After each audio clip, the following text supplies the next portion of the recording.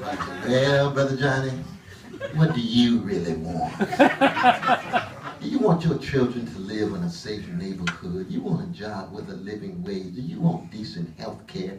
Do you want respect for yourself and your community? There's no Negro problem. We want what you want. We are the people you think you are. If you were in our situation, what do you think you would want? How would you go about getting it? As has been reported, Richard Nixon says in his files, if I were a black man, I'd be head of the Black Panther Party. That's what Nixon actually said. If I were a black man, I wouldn't put up with all this violation and exploitation. I'm Richard Nixon.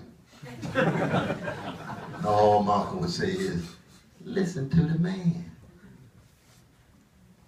You see what I mean?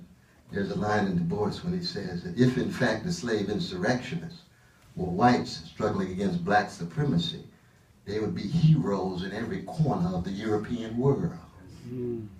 So Malcolm was saying explicitly, be honest, y'all. So when it comes to self-defense, it's a matter of by any means necessary, as he said in his great Oxford Union debate. Oh my God, does that mean you pick up the gun? Did you have a history of picking up the gun? Did you drop bombs on Nagasaki and Hiroshima? Whose history are we talking about? We're human beings, man. Just like you in that sense. Now Martin would come back and say, Malcolm, you scared him, brother. Oh, you got him so upset. They get so scared they're going to be hard on us now. Harder than ever. Malcolm would say, I'm not talking about strategy. I'm talking about truth at this point.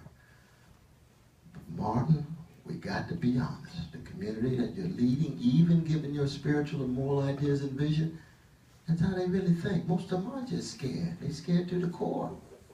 As long as they stay scared, they don't even follow you in a serious way. So you can imagine the juxtaposition there. If there was an imaginary meeting between Malcolm and Martin, it would go as follows. Malcolm would say, Brother Martin, Garvey and others have told us that the vast majority of the masses of black people will never be treated with dignity. And this is a quote from Brother Marcus Garvey.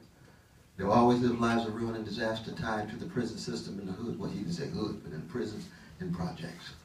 There might be spaces for the middle classes, but there will never be spaces for the masses. And Martin would say, no, I can't believe that. I just can't. We've got to redeem the soul of America. Martin would say, there is no soul, Martin. That can't be true, Malcolm. But then Martin would come back to Malcolm and say, so what you going to do after you tell your truth?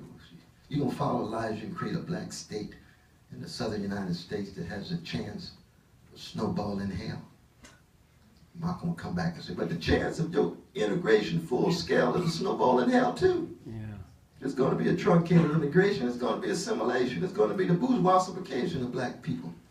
Some may go all the way up to the White House meeting. But even when they get there, they're still going to have the crack houses. Still going to have the prison industrial complex.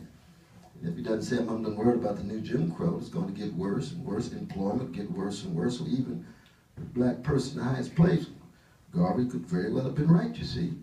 Then Martin and Malcolm would look at each other with tears flowing down their eyes because both of them loved black folks so. They would bend over and say, let's sing a song. Let's sing a song. You know what I mean? Maybe a little Stevie Wonder, George Clinton. We need some Aretha Franklin. Yeah, we need some Billie Holiday, some Sarah Vaughan, some Curtis Mayfield. Sing a song, Martin.